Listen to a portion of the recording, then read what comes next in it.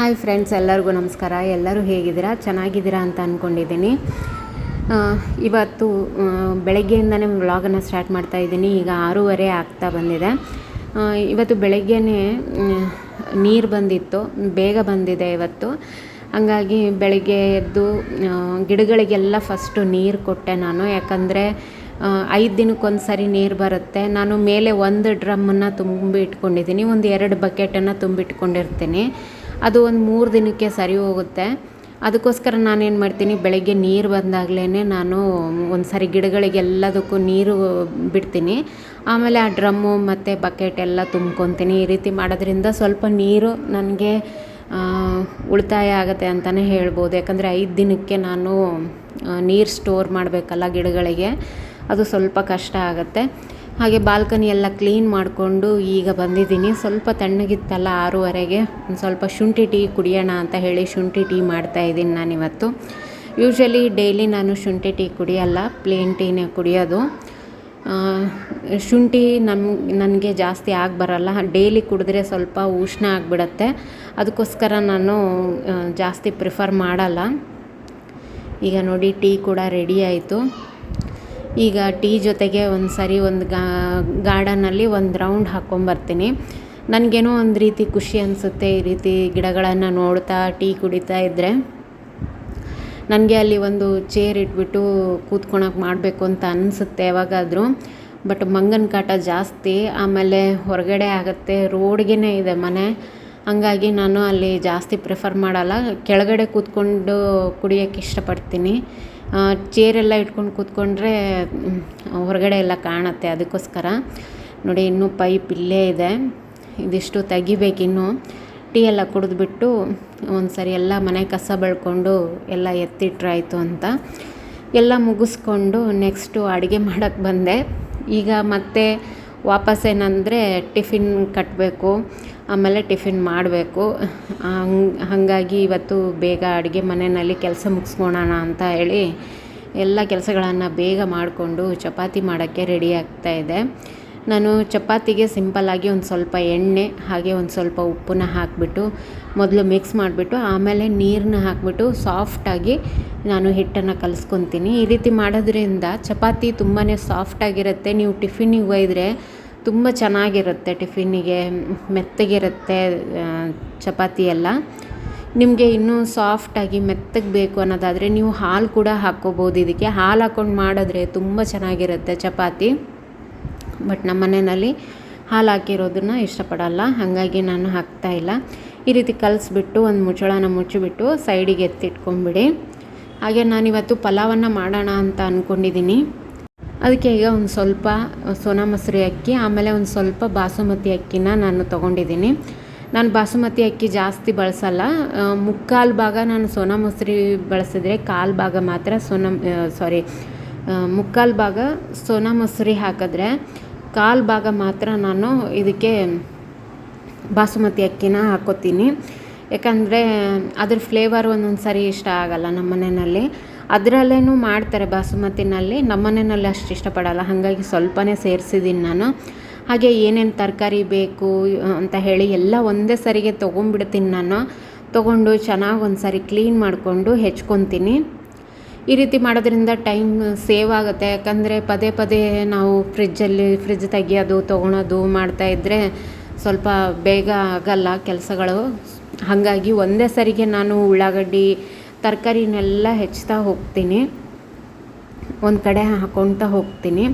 ಹಾಗೆ ಒಂದು ಸೈಡ್ಗೆ ನಾನು ಹಾಲು ಕಾಯೋಕ್ಕೂ ಕೂಡ ಇಟ್ಟಿದ್ದೀನಿ. ಈ ರೀತಿ ಮಲ್ಟಿ ಕೆಲಸಗಳನ್ನು ನಾವು ಮಾಡ್ತಾ ಇರಬೇಕು, ಇಲ್ಲಾಂದರೆ ಬೆಳಗ್ಗೆ ಬೇಗ ಆಗೋದಿಲ್ಲ ಕೆಲಸ. 2 ಒಲೆಗೂ ನನ್ನ ಮಗಳಿಗೆ ಒಂದು ಸ್ವಲ್ಪ ಕಷಾಯ ಇಟ್ಟಿದ್ದೆ, ಒಂದು ಕಡೆ ಹಾಲು ಇಟ್ಟಿದ್ದೆ. ಈ ರೀತಿ ಮಾಡ್ತಾ ತರಕಾರಿನೂ ಕೂಡ ಹೆಚ್ಚುತ್ತಾ ಇದ್ದೆ ನಾನು. ಹಾಗೆ ಇವತ್ತು ಜ್ಯೂಸ್ ಕೂಡ ಮಾಡಬೇಕು. ನಮ್ಮ ಮನೆಯವರು ಬೀಟ್ರೂಟ್ ಜ್ಯೂಸನ್ನು ಕುಡಿತೀನಿ ಅಂದರು. ನಾನು ಬೀಟ್ರೂಟ್ ಜ್ಯೂಸ್ಗೆ ಕ್ಯಾರೆಟು ಮತ್ತು ನೆಲ್ಲಿಕಾಯಿ 2 ಹಾಕ್ತೀನಿ. ನೀವು ಬೇಕು ಅಂದರೆ ಇದಕ್ಕೆ ಆ್ಯಪಲ್ ಕೂಡ ಆ್ಯಡ್ ಮಾಡ್ಕೋಬೋದು. ಇದನ್ನು ಕುಡಿಯೋದ್ರಿಂದ ಏನಂದರೆ ಬ್ಲಡ್ ಏನಾದರೂ ಕಡಿಮೆ ಇದ್ದರೆ, ಹಿಮೋಗ್ಲೋಬಿನ್ ಕಡಿಮೆ ಇದ್ದರೆ ಅದು ಚೆನ್ನಾಗಾಗುತ್ತೆ. ಆಮೇಲೆ ಇಮ್ಯುನಿಟಿ ಪವರ್ ಕೂಡ ಚೆನ್ನಾಗಿರುತ್ತೆ. ನಾನು ನನ್ನ ಮಗಳಿಗೂ ಕೂಡ ಸ್ವಲ್ಪ ಕುಡಿಸ್ತೀನಿ. ಅವಳು ಇಷ್ಟಪಡಲ್ಲ, ಬಟ್ ಆದರೂ ಕೂಡ ನನಗೋಸ್ಕರ ಒಂದು ಸ್ವಲ್ಪ ಅವಳು ಕುಡಿತಾಳೆ. ಅವಳಿಗೆ ಬೆಳಗ್ಗೆನೇ ಕಷಾಯ ಕೊಟ್ಟಿದ್ದೀನಿ, ಇವತ್ತು ಇದನ್ನು ಕೊಡಲ್ಲ. ಕಷಾಯ ಕೊಟ್ಟ ದಿನ ನಾನು ಈ ಥರದ್ದು ಯಾವುದು ಜ್ಯೂಸ್ ಕೊಡಿಸಲ್ಲ, ಹೆವಿ ಆಗಿಬಿಡುತ್ತೆ ಹುಡುಗರಿಗೆ. ಮಕ್ಕಳು ಯಾವ ಏಜಲ್ಲಿದ್ದಾರೆ ಅನ್ನೋದನ್ನು ನೋಡಿಬಿಟ್ಟು ನಾವು ಅವರಿಗೆ ಫುಡ್ಡನ್ನು ಕೊಡಬೇಕಾಗತ್ತೆ. ನೋಡಿಬಿಟ್ಟು ಪ್ರಮಾಣದಲ್ಲೂ ಇರುತ್ತೆ. ನಾವೊಂದು ಸ್ವಲ್ಪ ಹೆಚ್ಚಿಗೆ ಕೊಟ್ಟರೂ ಅವ್ರಿಗೆ ಹೊಟ್ಟೆ ತಡೆಯಲ್ಲ, ಹೊಟ್ಟೆ ನೋವಾಗುತ್ತೆ, ಇಲ್ಲ ಗ್ಯಾಸ್ಟ್ರಿಕ್ ಥರ ಆಗುತ್ತೆ, ಈ ರೀತಿ ಆಗುತ್ತೆ. ಅದಕ್ಕೋಸ್ಕರ ಆದಷ್ಟು ನಾವು ಮಕ್ಕಳಿಗೆ ಕೊಡಬೇಕಾದ್ರೆ ಯೋಚನೆ ಮಾಡಿಬಿಟ್ಟು ಬೆಳಗ್ಗೆಯಿಂದ ಸಂಜೆ ತನಕ ನಾವು ಏನು ತಿನ್ನಿಸ್ತೀವಿ ಅನ್ನೋದು ತುಂಬಾ ಇಂಪಾರ್ಟೆಂಟ್ ಆಗುತ್ತೆ. ಈಗ ನೋಡಿ ನಾನು ಸಣ್ಣಗೆ ಹೆಚ್ಚ್ತಾ ಇದ್ದೀನಿ ಎಲ್ಲನೂ, ಯಾಕಂದರೆ ಜ್ಯೂಸ್ ಮಾಡೋದಕ್ಕೂ ಕೂಡ ನಾನು ಹೆಚ್ಕೋಬೇಕಿತ್ತು. ಹಾಗಾಗಿ ನಾನು ಎಲ್ಲನೂ ಒಂದೇ ಸರಿಗೆ ಹೆಚ್ಕೊತಾ ಇದ್ದೀನಿ. ಕ್ಯಾರೆಟ್ ಕೂಡ ಅಷ್ಟೇ ಸಣ್ಣಗೆ ಹೆಚ್ಕೊತಾ ಇದ್ದೀನಿ. ಇವತ್ತು ನಾನು ಬೀಟ್ರೂಟು, ಕ್ಯಾರೆಟು ಮತ್ತು ಆಲೂಗಡ್ಡೆ ಹಾಕಿಬಿಟ್ಟು ಪಲ್ಯ ಮಾಡ್ತೀನಿ. ತುಂಬ ಚೆನ್ನಾಗಿರುತ್ತೆ, ಟೇಸ್ಟಿಯಾಗಿರುತ್ತೆ. ಚಪಾತಿ ಜೊತೆಗೆ ಒಳ್ಳೆ ಕಾಂಬಿನೇಷನ್ ಅಂತಲೇ ಹೇಳ್ಬೋದು. ತುಂಬ ರುಚಿ ಅನಿಸುತ್ತೆ. ನೀವು ಕೂಡ ಒಂದು ಸಾರಿ ಟ್ರೈ ಮಾಡಿ. ಪಲ್ಯಕ್ಕೂ ಆಗುತ್ತೆ, ಆಮೇಲೆ ಜ್ಯೂಸ್ಗೂ ಆಗುತ್ತೆ ಅಂತ ಹೇಳಿ ನಾನು ಸಣ್ಣಗೆ ಹೆಚ್ಕೊತಾ ಇದ್ದೀನಿ. ನಿಮ್ಮ ಹತ್ರ ಜ್ಯೂಸರ್ ಇಲ್ಲ ಅಂದ್ರೂ ನೀವು ಮಿಕ್ಸರಲ್ಲಿ ಬಂದಿರುತ್ತಲ್ಲ ಜ್ಯೂಸರು, ಆ ಒಂದು ಜಾರ್ಗೆ ನೀವು ಇದನ್ನು ಹಾಕಿಬಿಟ್ಟು ಸ್ವಲ್ಪ ನೀರು ಹಾಕಿ ನೀವು ಜ್ಯೂಸ್ ಮಾಡಿಕೊಂಡು ಕುಡಿಬೋದು. ಅದು ಕೂಡ ಚೆನ್ನಾಗಿರುತ್ತೆ. ಆದರೆ ಸೋಸ್ಕೋಬೇಕು. ಕೆಲವೊಬ್ಬರಿಗೆ ಸೋಸ್ದೇನೂ ಇಷ್ಟಪಟ್ಟು ಕುಡಿತಾರೆ, ಬಟ್ ಸೋಸಿದ್ರೇ ಚೆನ್ನಾಗಿರುತ್ತೆ ಟೇಸ್ಟು. ಇದಿಷ್ಟು ಎಲ್ಲ ಹೆಚ್ಚಿ ಆದಮೇಲೆ ನಾನು ಪಲ್ಯಕ್ಕೆ ರೆಡಿ ಮಾಡಿದೆ. ಪಲ್ಯಕ್ಕೆ ಒಂದು ಪಾತ್ರೆನ ಕಾಯಕ್ಕಿಟ್ಟಿದ್ದೀನಿ. ಅದಕ್ಕೆ ಒಂದು ಸ್ವಲ್ಪ ಎಣ್ಣೆನ ಹಾಕ್ಕೊಳ್ಳಿ. ಹಾಗೆ ಅದು ಸ್ವಲ್ಪ ಕಾದ್ಮೇಲೆ ಇದಕ್ಕೆ ಜೀರಿಗೆ, ಸಾಸಿವೆ, ಕರಿಬೇವು, ಆಮೇಲೆ ಒಂದು ಸ್ವಲ್ಪ ಉಳ್ಳಾಗಡ್ಡಿನ ಹಾಕಿಬಿಟ್ಟು ಚೆನ್ನಾಗಿ ಒಂದು ಸಾರಿ ಫ್ರೈ ಮಾಡ್ಕೋಬೇಕು. ಇದಕ್ಕೆ ನಾನು ಹಸಿ ಖಾರನ ಬಳಸ್ತಾ ಇಲ್ಲ. ನೀವು ಬೇಕು ಅಂದರೆ ಹಸಿಮೆಣಸಿನ್ಕಾಯಿನ ಇದಕ್ಕೆ ಸೇರಿಸ್ಕೋಬೋದು. ನಾನಿಲ್ಲಿ ಇದಕ್ಕೆ ಖಾರದ ಪುಡಿ ಹಾಕ್ತಾಯಿದ್ದೀನಿ. ಆದಷ್ಟು ಉಳ್ಳಾಗಡ್ಡಿ ಚೆನ್ನಾಗಿ ಫ್ರೈ ಆಗಬೇಕು. ಸ್ವಲ್ಪ ಇದನ್ನು ಫ್ರೈ ಮಾಡ್ಕೊಳ್ಳಿ. ಸ್ವಲ್ಪ ಶುಂಠಿ ಬೆಳ್ಳುಳ್ಳಿ ಪೇಸ್ಟನ್ನು ಕೂಡ ಹಾಕ್ಕೊಂಡು ಚೆನ್ನಾಗಿ ಫ್ರೈ ಮಾಡಿಕೊಂಡು, ಈಗ ಇದಕ್ಕೆ ಅರಿಶಿಣ ಪುಡಿ, ಆಮೇಲೆ ರುಚಿಗೆ ತಕ್ಕಷ್ಟು ಖಾರದ ಪುಡಿ, ಹಾಗೆ ಒಂದು ಸ್ವಲ್ಪ ನಾನು ಮಸಾಲೆ ಖಾರನ ಹಾಕ್ತಾಯಿದ್ದೀನಿ. ನೀವು ಬೇಕು ಅಂದರೆ ಗರಂ ಮಸಾಲ ಕೂಡ ಇದಕ್ಕೆ ಆ್ಯಡ್ ಮಾಡ್ಕೋಬೋದು. ನಿಮ್ಮ ಹತ್ರ ಯಾವ ಮಸಾಲೆ ಇದೆ ಅದನ್ನು ಹಾಕ್ಕೊಳ್ಳಿ. ಗರಂ ಮಸಾಲ ಕೂಡ ಹಾಕ್ಕೋಬೋದು.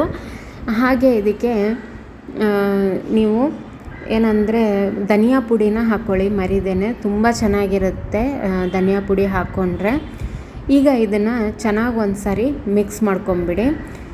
ಎಲ್ಲನೂ ಮಿಕ್ಸ್ ಆದಮೇಲೆ ನೀವು ಇದಕ್ಕೆ ಬೇಕು ಅಂದರೆ ಟೊಮೆಟೊ ಕೂಡ ಸೇರಿಸ್ಕೋಬೋದು, ಬಟ್ ನಾನಿವತ್ತು ಸೇರಿಸ್ತಾ ಇಲ್ಲ. ಇಲ್ಲಿ ನಾನು ಕ್ಯಾರೆಟು ಮತ್ತು ಬೀಟ್ರೂಟು ಎರಡೂ ಹಾಕ್ತಾಯಿದ್ದೀನಿ. ಇದ್ರ ಜೊತೆಗೇ ನೀವು ಆಲೂಗಡ್ಡೆನ ಹಾಕ್ಕೋಬೋದು. ಹಾಕ್ಕೊಂಡು ಅದನ್ನು ಕೂಡ ನೀವು ಚೆನ್ನಾಗಿ ಒಂದು ಸಾರಿ ಮಿಕ್ಸ್ ಮಾಡಿಕೊಂಡು ಫ್ರೈ ಮಾಡ್ಕೊಳ್ಳಿ. ನಾನಿಲ್ಲಿ ಒಂದು ಸ್ವಲ್ಪ ಹಾಕ್ತಾಯಿದ್ದೀನಿ, ಜಾಸ್ತಿ ಹಾಕ್ತಾಯಿಲ್ಲ. ಇದನ್ನು ಚೆನ್ನಾಗಿ ಒಂದು ಸಾರಿ ಮಿಕ್ಸ್ ಮಾಡ್ಕೊಳ್ಳಿ. ಎಣ್ಣೆಯಲ್ಲಿ ಒಂದು 2 ನಿಮಿಷನಾದರೂ ಇದಿಷ್ಟು ಫ್ರೈ ಆಗಬೇಕು. ಫ್ರೈ ಆದಮೇಲೆ ಈಗ ಇದಕ್ಕೆ ಒಂದು ಸ್ವಲ್ಪ ನೀರನ್ನು ಹಾಕ್ಕೊಂಬಿಟ್ಟು ನೀವು ಬೇಯಕ್ಕಿಡಬೇಕು. ಈಗ ನೋಡಿ ಒಂದು 2 ನಿಮಿಷ ಆಗಿದೆ, ಇದು ಬೆಂದಿದೆ. ಇದು ಮುಚ್ಚಳನ ಮುಚ್ಚಿಬಿಟ್ಟು ಬೇಯಕ್ಕೆ ಬಿಡಬೇಕು. 2 ನಿಮಿಷ ಆದಮೇಲೆ ಈಗ ಇದಕ್ಕೆ ಒಂದು ಸ್ವಲ್ಪ ನೀರನ್ನು ಹಾಕ್ಕೊಳ್ಳಿ. ಎಷ್ಟು ಕುದಿಯೋಕ್ಕೆ ಬೇಕಲ್ಲ ಅಷ್ಟು ಮಾತ್ರ ಹಾಕ್ಕೊಳ್ಳಿ, ಜಾಸ್ತಿ ಹಾಕ್ಕೊಳಕ್ಕೆ ಹೋಗಬೇಡಿ. ಇದಿಷ್ಟು ನೀರು ಇಂಗಬೇಕು. ಆವಾಗ ನೀವು ಇದು ಕುದ್ದಿದೆಯಾ ಇಲ್ವಾ ಅಂತ ಹೇಳಿ ಒಂದು ಸಾರಿ ಚೆಕ್ ಮಾಡ್ಕೋಬೇಕು. ಈಗ ನೋಡಿ ಚೆನ್ನಾಗಿ ಮಿಕ್ಸ್ ಮಾಡಿಬಿಟ್ಟು ಈಗ ಇದಕ್ಕೆ ರುಚಿಗೆ ತಕ್ಕಷ್ಟು ಉಪ್ಪು ಮತ್ತು ಒಂದು ಸ್ವಲ್ಪ ಸಕ್ಕರೆನ ಇದಕ್ಕೆ ಆ್ಯಡ್ ಮಾಡ್ಕೊಳ್ಳಿ. ನಾನು ಸಕ್ಕರೆ ಹಾಕ್ತಾಯಿದ್ದೀನಿ, ನೀವು ಬೇಕು ಅಂದರೆ ಬೆಲ್ಲ ಕೂಡ ಹಾಕ್ಕೋಬೋದು. ಇದಿಷ್ಟು ಹಾಕ್ಕೊಂಡು ಚೆನ್ನಾಗಿ ಒಂದು ಸಾರಿ ಮಿಕ್ಸ್ ಮಾಡಿ ಮತ್ತೆ ಮುಚ್ಚಳನ ಮುಚ್ಚಿ ಒಂದು 2 ನಿಮಿಷ ಬಿಟ್ಬಿಡಿ. 2 ನಿಮಿಷ ಆದಮೇಲೆ ಮತ್ತೆ ಮುಚ್ಚಳನ ತೆಗೆದುಬಿಟ್ಟು ಚೆನ್ನಾಗಿ ಒಂದು ಸಾರಿ ಮಿಕ್ಸ್ ಮಾಡ್ಕೊಳ್ಳಿ. ನೋಡಿ ಈಗ ಇದು ಕುದ್ದಿದೆಯಾ ಇಲ್ವಾ ಅಂತ ಹೇಳಿ ಒಂದು ಸಾರಿ ಚೆಕ್ ಮಾಡ್ಕೊಂಬಿಡಿ. ಕುದ್ದಿದ್ದಿಲ್ಲ, ನಾನು ಹಾಗಾಗಿ ಮತ್ತೆ ಇದಕ್ಕೆ ಸ್ವಲ್ಪ ಕೊತ್ತಂಬರಿ ಸೊಪ್ಪನ್ನು ಹಾಕಿಬಿಟ್ಟು ಮತ್ತೆ ಮುಚ್ಚಿಟ್ಟೆ. ಹಾಗೆ ಒಂದು 2 ನಿಮಿಷ ಆದಮೇಲೆ ಮತ್ತೆ ವಾಪಸ್ ಮುಚ್ಚಳನ ತೆಗೆದುಬಿಟ್ಟು ಒಂದು ಸಾರಿ ಚೆಕ್ ಮಾಡಿದೆ. ನೀವು ಬೀಟ್ರೂಟ್ ಬೆಂದಿದೆಯಾ ಇಲ್ವಾ ಅಂತ ನೋಡಿಬಿಡಿ ಒಂದು ಸಾರಿ. ಬೀಟ್ರೂಟ್ ಬೆಂದಿದ್ರೆ ಎಲ್ಲನೂ ಬೆಂದಿರುತ್ತೆ, ಆಲೂಗಡ್ಡೆ ಮತ್ತು ಕ್ಯಾರೆಟು ಎಲ್ಲನೂ. ಚೆನ್ನಾಗಿ ಒಂದು ಸಾರಿ ಮಿಕ್ಸ್ ಮಾಡ್ಕೊಳ್ಳಿ. ಈಗ ಕೊನೆಯದಾಗಿ ಇದಕ್ಕೆ ಏನಂದರೆ ಬೆಂದ ಮೇಲೆ ಇದಕ್ಕೆ ಒಂದು ಸ್ವಲ್ಪ ಶೇಂಗಾನ ಹುರಿದು ಪುಡಿ ಮಾಡಿರುವಂಥದ್ದನ್ನು ಇದಕ್ಕೆ ಸೇರಿಸ್ಕೋಬೇಕು. ತುಂಬ ಚೆನ್ನಾಗಿರುತ್ತೆ. ಇದು ಶೇಂಗಾ ಪುಡಿನ ಹಾಕೋದೇ ತುಂಬಾ ರುಚಿ. ಈ ಥರ ಹಾಕಿಬಿಟ್ಟು ಚೆನ್ನಾಗಿ ಒಂದು ಸಾರಿ ಮಿಕ್ಸ್ ಮಾಡ್ಕೊಂಬಿಡಿ. ಈಗ ಪಲ್ಯ ರೆಡಿಯಾಗಿದೆ. ಈ ರೀತಿ ಮಾಡೋದ್ರಿಂದ ತುಂಬ ರುಚಿಯಾಗಿರುತ್ತೆ. ಈ ಥರ ಒಂದು ಸಾರಿ ಮಾಡಿ ನೋಡಿ, ನಿಮಗೂ ಕೂಡ ಬೀಟ್ರೂಟ್ ಪಲ್ಯ ಇಷ್ಟ ಆಗುತ್ತೆ. ನೋಡಿ, ಪಲ್ಯ ರೆಡಿ ಆಯಿತು. ಹಾಗೆ ನನ್ನ ಕೆಲಸಗಳನ್ನೂ ಕೂಡ ಒಂದೊಂದಾಗೆ ಮುಗಿಸ್ತಾ ಇದ್ದೆ. ಅಷ್ಟೊತ್ತಿಗೆ ನನ್ನ ಮಗಳನ್ನೂ ಕೂಡ ರೆಡಿ ಮಾಡಿದೆ ನಾನು. ಅವಳು ಬಸ್ ಬರೋದು ಇನ್ನೂ ಟೈಮ್ ಇತ್ತು ಇವತ್ತು. ಹಾಗಾಗಿ ಅವಳು ಆಟ ಆಡ್ತಾ ಇದ್ಲು. ಇವು ಕತೆ ಎಲ್ಲ ಹೇಳು ಅಂತ ಹೇಳ್ತಾ ಇದ್ಲು ನನಗೆ. ಇವತ್ತು ಬಂದ ಮೇಲೆ ಆಯಿತು ಅಂತ ಹೇಳಿದ್ದೆ ಅವಳಿಗೆ. ಅದಕ್ಕೆ ಅವಳು ಯಾವ್ಯಾವ ಕತೆ ಹೇಳಬೇಕು ಅಂತ ಹೇಳಿ ತೆಗೆದಿಡ್ತಾ ಇದ್ದಾಳೆ ನೋಡಿ. ಯೂಶ್ವಲಿ ಕತೆಗಳನ್ನು ಹೇಳೋದು ನಮ್ಮ ಮನೆಯವರು, ನಾನು ಹೇಳಲ್ಲ. ಅದಕ್ಕೆ ಅವಳು ನಿನಗೆ ಕತೆ ಹೇಳೋಕ್ಕೆ ಬರುತ್ತಾ ಅಂತ ಕೇಳ್ತಾ ಇದ್ಲು ನನಗೆ. ಅವಳು ಕೂಡ ಸ್ಕೂಲಿಗೆ ಹೋದ್ಮೇಲೆ ನಾನು ನೋಡಿ ಇದೊಂದಿಷ್ಟು ಜ್ಯೂಸ್ ಉಳ್ಕೊಂಡಿತ್ತು. ಈ ಜ್ಯೂಸನ್ನ ಕುಡ್ಕೊಂಡು ಹಾಗೆ ಒಂದು ಸ್ವಲ್ಪ ಹೊತ್ತು ಬಿಟ್ಟು ಇವತ್ತು ಪಲಾವನ್ನು ಮಾಡಿದ್ದೆ ಅನ್ನಲ್ಲ, ಪಲಾವನ್ನು ಮತ್ತು ಈ ಮೊಸರು ಬಜ್ಜಿನ ಹಾಕ್ಕೊಂಡು ತಿಂತಾಯಿದ್ದೀನಿ. ಬೆಳಗ್ಗೆನೇ ಇವತ್ತು ರೈಸ್ ಊಟ ಮಾಡ್ತಾಯಿದ್ದೀನಿ. ತುಂಬಾ ಚೆನ್ನಾಗಿರುತ್ತೆ ಈ ರೀತಿ ಪಲಾವನ್ನು. ಮೊಸರು ಬಜ್ಜಿ ಇದ್ದರೆ ತುಂಬಾ ಚೆನ್ನಾಗಿ ಅನಿಸುತ್ತೆ ತಿನ್ನೋದಕ್ಕೆ. ಪಲಾವನ್ನು, ಟೊಮೆಟೊ ರೈಸು ಈ ಥರದ್ದಕ್ಕೆ ಮೊಸರು ಬಜ್ಜಿ ಇದ್ದರೆ ತುಂಬ ರುಚಿ. ನಾನೀಗಾಗಲೇ ಪಲಾವನ್ನದ ರೆಸಿಪಿನ ಹಾಕಿದ್ದೀನಿ, ಯಾರು ನೋಡಿಲ್ಲ ಅಂದರೆ ನೋಡಿ. ಹಾಗೆ ಎಲ್ಲ ಕೆಲಸಗಳನ್ನ ಮಾಡ್ತಾ ನನಗೆ ವಿಡಿಯೋ ಮಾಡೋಕ್ಕೆ ಆಗಲಿಲ್ಲ. ಅದಾದಮೇಲೆ ಊಟದ ಟೈಮ್ ಆಗೋಗಿತ್ತು 1:30. ಆಗ ನಾನು ಈ ಚಪಾತಿ ಮತ್ತು ಪಲ್ಯ, ಮೊಸರು ಬಜ್ಜಿ ಇತ್ತು ಸ್ವಲ್ಪ, ಅದನ್ನ ತಿಂದೆ. ಈ ರೀತಿ ಬೀಟ್ರೂಟ್ ಪಲ್ಯನ ಮಾಡ್ಕೊಂಡು ತಿನ್ನಿ. ತುಂಬಾ ಹೆಲ್ದಿಯಾಗಿರುವಂಥದ್ದು. ಲಂಚ್ ಬಾಕ್ಸ್ಗೂ ಕೂಡ ತುಂಬಾ ಒಳ್ಳೆಯದು ಇದು. ಯಾಕಂದರೆ ಹೆಲ್ತ್ಗೆ ತುಂಬಾ ಒಳ್ಳೆಯದಾದಂಥದ್ದು ಬೀಟ್ರೂಟು, ನಿಮಗೆಲ್ಲರಿಗೂ ಗೊತ್ತಿರೋ ಥರ. ಊಟ ಎಲ್ಲ ಮಾಡಿಕೊಂಡು ಕೂತಿದ್ದೆ. ಇದೊಂದು ನಾನು ಪಾಟ್ ಇಡ್ತೀನಿ, ಇದನ್ನು ನೋಡಿರ್ತೀರ ನೀವು ನನ್ನ ರೆಗ್ಯುಲರ್ ವ್ಯೂವರ್ ಆದರೆ. ಇದು ಹಾಳಾಗೋಗ್ಬಿಟ್ಟಿತ್ತು. ನಾನು ರೆಡ್ ಕಲರ್ ಮಾಡಿದ್ದೆ ಮೊದಲು. ಇದರಲ್ಲಿ 2 ಡಬ್ಬ ಚೆನ್ನಾಗಿದೆ, 2 ಡಬ್ಬ ಕಿತ್ತೋಗಿತ್ತು, 1 ಡಬ್ಬ ಎಲ್ಲೋಗಿದೆಯೋ ಗೊತ್ತಿಲ್ಲ. ಅದಕ್ಕೆ ಅದನ್ನೆಲ್ಲ ತೆಗೆದುಬಿಟ್ಟು ಇವತ್ತು ಚೆನ್ನಾಗಿ ಒಂದು ಸಾರಿ ಕ್ಲೀನ್ ಮಾಡಿ ಇದಕ್ಕೆ ಹೊಸ ಲುಕ್ ಕೊಡೋಣ ಅಂತ ಹೇಳಿ ಇವತ್ತು ಮಾಡ್ತಾಯಿದ್ದೀನಿ.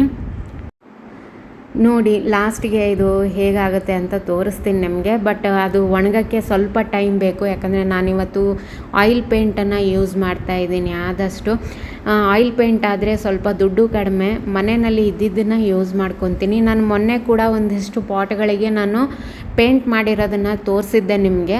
ಅದೇ ಪೇಂಟೇ ಒಂಚೂರು ಉಳ್ಕೊಂಡಿತ್ತು, ಅದನ್ನು ಇದಕ್ಕೆ ಆ್ಯಡ್ ಮಾಡ್ತಾಯಿದ್ದೀನಿ. ಒಂದೇ ಸರಿಗೆ ಕೆಲವೊಂದು ಸರಿ ನೆನಪೇ ಆಗಲ್ಲ ಯಾವುದನ್ನು ಪೇಂಟ್ ಮಾಡಬೇಕು, ಯಾವುದನ್ನು ಮಾಡಬಾರ್ದು ಅನ್ನೋದು.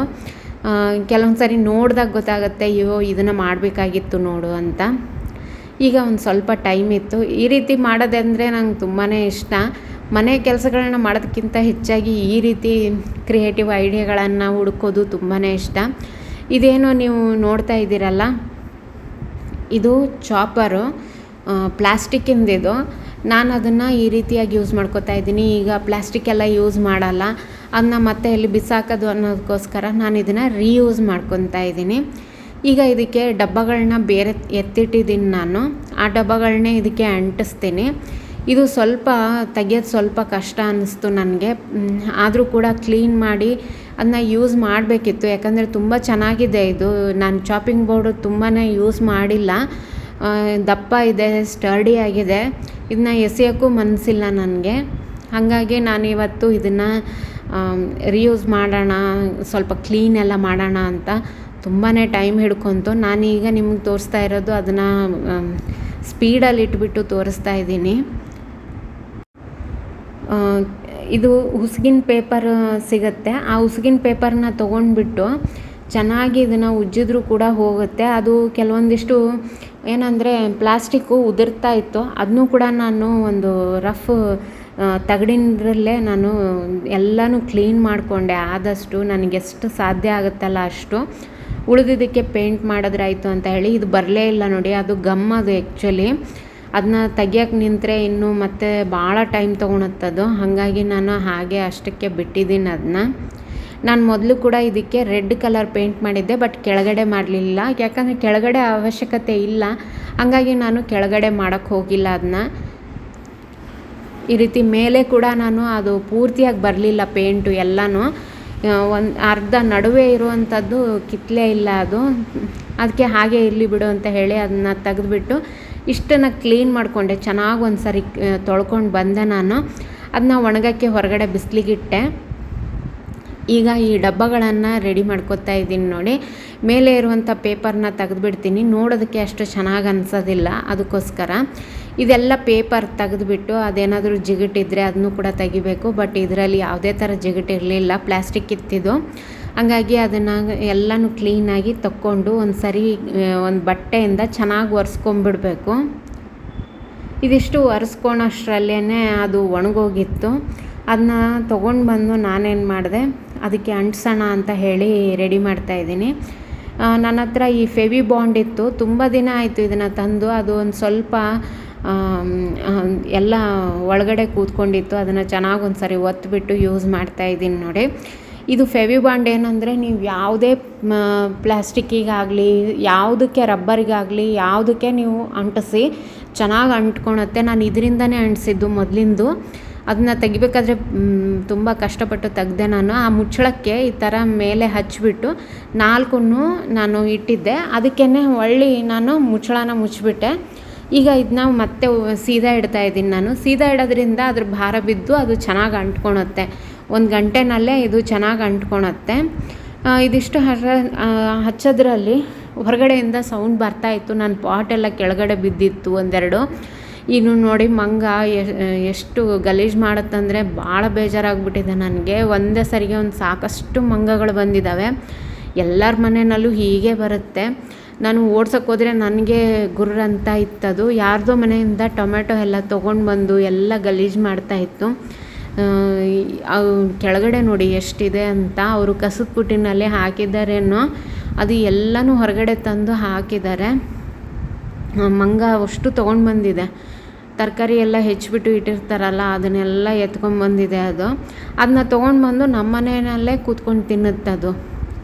ನಾನು ಬಾಲ್ಕನಿನ ಡೈಲಿ ಕ್ಲೀನ್ ಮಾಡಬೇಕು, ಆ ರೀತಿ ಮಾಡುತ್ತೆ ನೋಡಿ. ಕೆಳಗಡೆ ಎಷ್ಟು ಗಲೀಜು ಮಾಡಿದೆ ಅಂತ. ಈ ಪಾಟ್ ಕೂಡ ಬಿಸಾಕೋಗಿತ್ತು. ಸ್ವಲ್ಪ ಬೇಜಾರು ಅನ್ನಿಸ್ತು. ಬೆಳಗ್ಗೆ ಎಲ್ಲ ನಾನು ಬಾಲ್ಕನಿನ ತುಂಬ ಚೆನ್ನಾಗಿ ಕ್ಲೀನ್ ಮಾಡ್ಕೊಂಡಿದ್ದೆ. ಮತ್ತೆ ಗಲೀಜಾಗಿದ್ದು ನೋಡಿ ಬೇಜಾರಾಯಿತು. ಹಾಗೆ ಇದರಲ್ಲೊಂದು ಹೂ ಬಿಟ್ಟಿತ್ತು, ಅದನ್ನ ನೋಡಿ ಸ್ವಲ್ಪ ಖುಷಿ ಅನ್ನಿಸ್ತು. ನೋಡಿರಲಿಲ್ಲ ನಾನು, ಯಾಕಂದರೆ ಬೆಳಗ್ಗೆಯಿಂದ ಕೆಲಸದಲ್ಲಿ ಅಷ್ಟು ಬ್ಯುಸಿಯಾಗಿಬಿಟ್ಟಿದ್ದೆ, ಹೊರಗಡೆನೇ ಬಂದಿರಲಿಲ್ಲ ನಾನು. ಈಗ ನೋಡಿ, ಇದು ಮೊನ್ನೆ ಕಲರ್ ಮಾಡಿದ್ನಲ್ಲ ಗ್ರೀನ್ ಕಲರು, ಅದೇ ಕಲರ್ ಉಳ್ಕೊಂಡಿತ್ತು. ಅದನ್ನೇ ಇದಕ್ಕೆ ಪೂರ್ತಿಯಾಗಿ ಹಚ್ತಾ ಇದ್ದೀನಿ ನಾನು. ಆಮೇಲೆ ತುಂಬ ಚೆನ್ನಾಗಿ ಕಾಣುತ್ತೆ. ನಾನು ಗ್ರೀನ್ ಹೇಗೆ ಕಾಣುತ್ತೋ ಏನೋ ಅಂತ ಅನ್ನಿಸ್ತಾಯಿತ್ತು. ಆದರೆ ಈಗ ಇದ್ದಿದ್ದೇ ಇದು, ಹಾಗಾಗಿ ಇದನ್ನೇ ಹಚ್ಬಿಡೋಣ ಅಂತ ಹೇಳಿ ಹಚ್ತಾ ಇದ್ದೆ. ಈಗ ಶ್ರಾವಣ ಕೂಡ ಸ್ಟಾರ್ಟ್ ಆಗುತ್ತೆ ಇನ್ನೊಂದು 15 ದಿನದಲ್ಲಿ. ವರಮಹಾಲಕ್ಷ್ಮಿಗೆ ಮನೇನ ಕ್ಲೀನ್ ಮಾಡಬೇಕು, ಹಾಗೆ ಒಂದು ಸ್ವಲ್ಪ ಮನೆ ಡೆಕೋರೇಟಿವ್ ಮಾಡಬೇಕು ಅಂತ ಅಂದ್ಕೊಂಡಿದ್ದೀನಿ. ಹಾಗಾಗಿ ಇದನ್ನು ಒಂದೊಂದೇ ಕೆಲವೊಂದು ಕೆಲಸಗಳನ್ನ ಮಾಡ್ಕೋಬೇಕು ಅಂತ ನೋಡಿ. ತುಂಬ ಚೆನ್ನಾಗಿ ಅನ್ನಿಸ್ತು. ಲಾಸ್ಟಿಗೆ ನೋಡಿ ಇನ್ನೂ ಚೆನ್ನಾಗಿ ಅನಿಸುತ್ತೆ. ಆದರೆ ಒಣಗೋಕ್ಕೆ ಒಂದು ಅಥವಾ 2 ದಿನ ಬೇಕು. ನಿಮಗೆ ಫೈನಲ್ ಲುಕ್ಕು ನಿಮಗೆ ನೆಕ್ಸ್ಟ್ ವಿಡಿಯೋಗಳಲ್ಲಿ ತೋರಿಸ್ತೀನಿ ಇದು ಯಾವ ರೀತಿ ರೆಡಿಯಾಗಿದೆ ಅಂತ. ನನಗಂತೂ ತುಂಬಾ ಚೆನ್ನಾಗಿ ಅನ್ನಿಸ್ತು ಲಾಸ್ಟಿಗೆ. ನಾನು ಕೆಳಗಡೆ ಪೇಂಟ್ ಮಾಡಲ್ಲ, ಅಲ್ಲಿ ವೇಸ್ಟ್ ಅಲ್ಲ, ಯಾರೂ ನೋಡೋದಿಲ್ಲ, ಕಾಣೋದು ಇಲ್ಲ ಅದು ಚೆನ್ನಾಗಿ. ಎಲ್ಲಿ ಚೆನ್ನಾಗಿ ಕಾಣುತ್ತಲ್ಲ ಅಲ್ಲಿ ಮಾತ್ರ ಹಚ್ತೀನಿ ನಾನು. ಇದಿಷ್ಟು ಹಚ್ಚಿಬಿಟ್ಟು ನಾನೇನು ತಪ್ಪು ಮಾಡಿದೆ ಅಂದರೆ, ಈ ಥರ ಇಟ್ಬಿಟ್ಟು ಹಚ್ಚಿದೆ ನಾನು. ಆಮೇಲೆ ಅನ್ನಿಸ್ತು ನನಗೆ, ನಾನು ಕೆಳಗಡೆ ಇರುವಂಥದ್ದನ್ನು ಡಬ್ಬನ ತೆಗಿಬೇಕಾಗಿತ್ತು. ಅದಕ್ಕೆ ನಾನೇನು ಮಾಡಿದೆ, ಒಂದು ಬಾಟಲನ್ನು ಕೆಳಗಡೆ ಇಟ್ಬಿಟ್ಟು ಈ ಒಂದು ಕೆಳಗಿನ ಡಬ್ಬಗಳನ್ನ ನಾನು ಈ ರೀತಿಯಾಗಿ ಬಿಚ್ಚಿ ಎಲ್ಲದಕ್ಕೂ ಪೇಂಟ್ ಮಾಡಿದೆ. ಯಾಕಂದರೆ ಅದಕ್ಕೆ ಪೇಂಟ್ ಮಾಡಲಿಲ್ಲ ಅಂದರೆ ಅಷ್ಟು ಚೆನ್ನಾಗಿ ಕಾಣಲ್ಲ ಲುಕ್ಕು. ಅದಕ್ಕೋಸ್ಕರ ಇವುಗಳನ್ನ ಕಾಲು ಥರ ಮಾಡಿರೋದ್ರಿಂದ ನೋಡೋದಕ್ಕೆ ಚೆನ್ನಾಗಿ ಅನಿಸುತ್ತೆ. ಇದಕ್ಕೂ ಕೂಡ ಪೇಂಟ್ ಮಾಡಿದ್ರೆ ನಾನು 4ಕ್ಕೂ ಪೇಂಟ್ ಮಾಡಿ ಇಟ್ಟೆ. ಕೊನೆಗೆ ನೋಡಿ ಲುಕ್ ಈ ರೀತಿಯಾಗಿದೆ. ಫೈನಲ್ ಲುಕ್ಕು ನಿಮಗೆ ನೆಕ್ಸ್ಟ್ ವಿಡಿಯೋಗಳಲ್ಲಿ ತೋರಿಸ್ತೀನಿ ನಾನು. ಇವತ್ತಿನ ಈ ಒಂದು ವಿಡಿಯೋ ನಿಮಗೆ ಇಷ್ಟ ಆಗಿದ್ದರೆ ಒಂದು ಲೈಕ್ ಮಾಡಿ ಫ್ರೆಂಡ್ಸ್. ಹಾಗೆ ಇನ್ನೂ ತನಕ ನನ್ನ ಚಾನಲ್ ಸಬ್ಸ್ಕ್ರೈಬ್ ಮಾಡಿಲ್ಲ ಅಂದರೆ ಸಬ್ಸ್ಕ್ರೈಬ್ ಮಾಡಿ. Thank you.